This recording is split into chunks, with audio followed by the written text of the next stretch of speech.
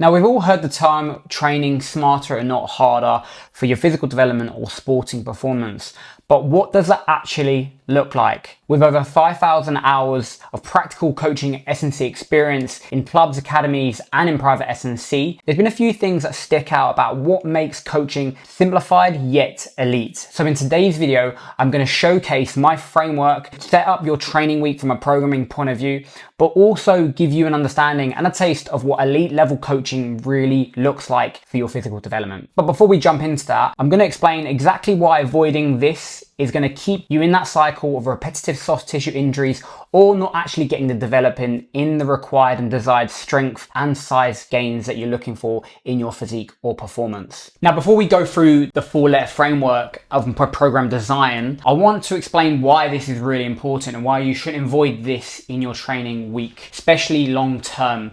Now, the analogy I love to use is we've all cooked a meal at some point that involves a lot of prep time, but your pasta bakes or your shepherd's pie, where obviously you've got to go into, if it's shepherd's pie, mashing the potatoes, cooking them before, and then cooking the mince and all of that kind of integral, really just boring kind of work, so to speak. It's going to take you a lot of time.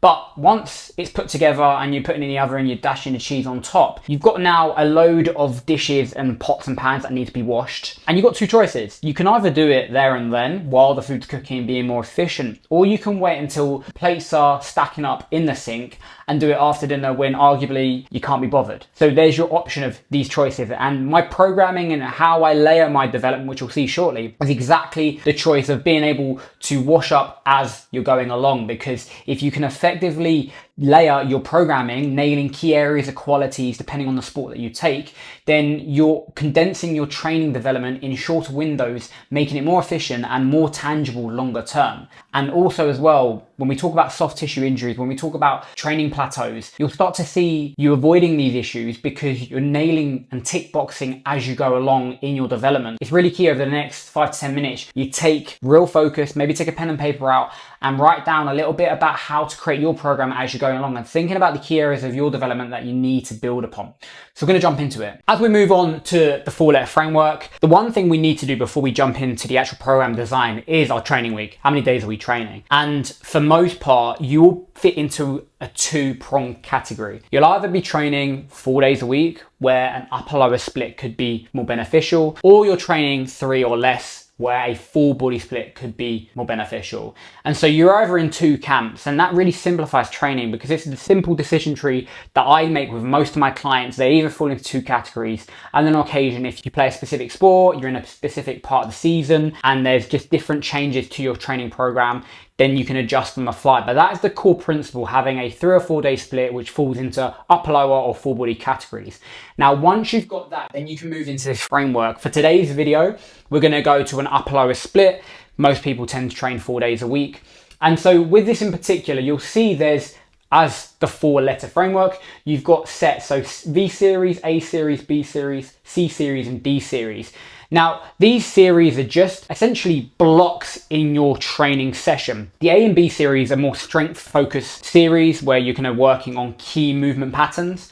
And then B and C series are more accessory-based and trunk-based, so working on accessory IP or trunk development longer term. So as you can see, they're segmented out so that you are already hitting, and we'll come on to this later, the MATE framework, which we'll touch on. So we jump onto the lower body day. Obviously, we've got a jump and land and plyo. So typically, if you are someone in your sporting profession, arguably, I think everyone should be doing some type of plyometric, whether it's landing, absorbing force, producing force, or repetitively landing and producing force using the stretch shortening cycle.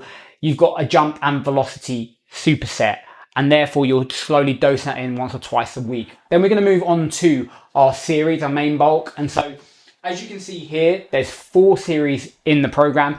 Each series should last between 10 and then if it's a bigger giant set, 15 minutes. So we go 10, 20, 30 and then 45s. As you can see there, that's 45 minutes for a full session plus warm up.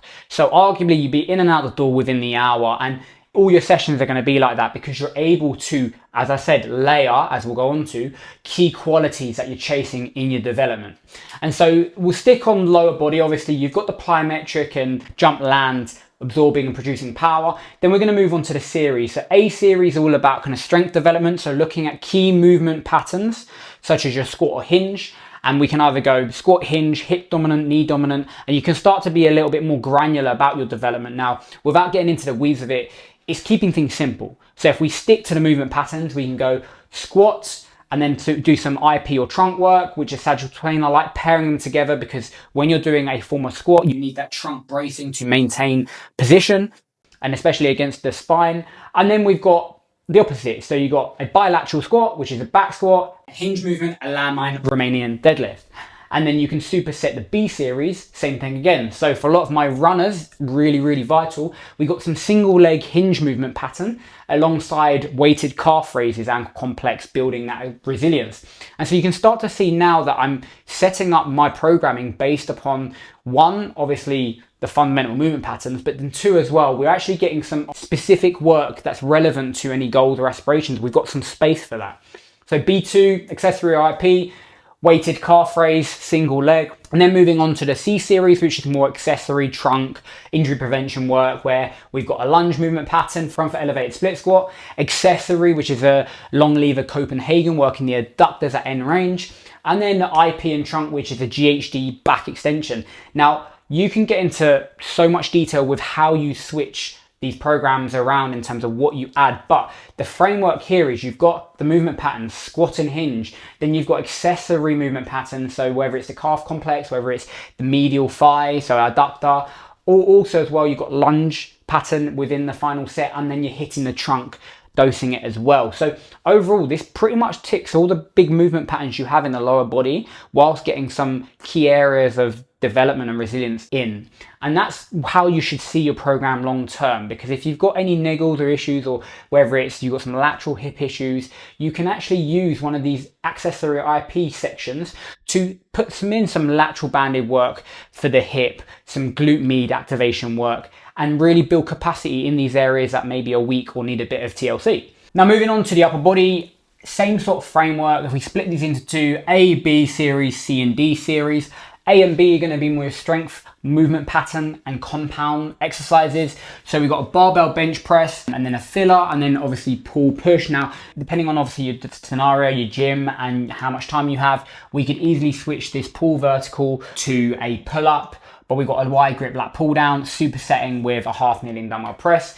Like I said, it's just trying to build those movement patterns into our program and tick key areas of development in. Now, the level of how granular, how kind of complex you go will be dependent on the requirement. Fundamentally, we need to tick all boxes with a proficient level. But the one thing I will say is, as long as we're getting a compound movement, some multi-joint, say like a barbell bench, whether it's kind of gross motor in execution, then you're going to have that development long term. Moving forward, you're going to go on to C series and D series. So specifically speaking about focusing on more IP and trunk work now. So obviously we've got the remainder of the only movement pattern we don't have up there, seated cable row, and then that's supersetted with a trip to the arm farm tricep extension, and then cable seated rotation. Like I said, it's a mix and match based upon what focuses we need to, but having an accessory, a trunk and a movement pattern in this C series can tick all boxes and get that effectively in a giant set. And then lastly, moving on to same thing again, focus on an accessory, so hammer curls, another trunk focus, which is dumbbell side bend, so working that frontal plane now, that lateral side, and then IP, which is front and lateral raises as a giant set. And like I said, it's a case of where we are now. If we need to have any focus work, where it's posterior shoulder, whether it's rear delt work or specific activation work, then you can fit this in here. But the key focus I want to bring to you as well is just look at these areas. You've got multiple options here, here, and here to add additional work surplus to requirement if you do need it, whether it's prehab, whether it's targeted strength development, whether it's if you're playing an overhead sport and you need that posterior focus on the back of the shoulder, then you've got ample room to. And this setup allows us to tick as many boxes as possible whilst being efficient with time. And that's pretty much the program. The one final aspect and framework that I use is MATE. And so it's an acronym for movement, accessory, trunk, and extras. So it's, do we have our movement involved? So movement patterns, push, pull, hinge, squat, lunge, rotate, brace. Do we have the accessories? So any sort of accessory work, whether it's secondary to the compound movements, so such as a leg extension, such as a machine row, these air exercises that aren't the main movement patterns, but do actually use that range.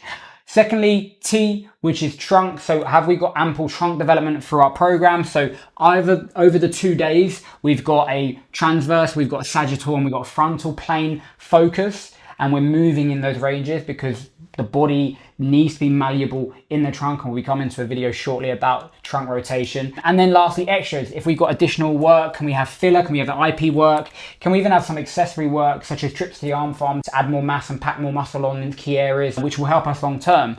And so you've got a range of different structures within your training block, within the 4-letter framework, that as long as you tick them, 95% of the time, that's going to be enough for your development long term. Now, one of the problems you might actually come into is actually developing the relevant strength and capacity work through your trunk, especially if you don't actually train trunk at this point in time. I know that might be you. But to do that, you need to train through 3 planes of motion. So watch this next video and I'll show you the exact progressions that I use with my clients.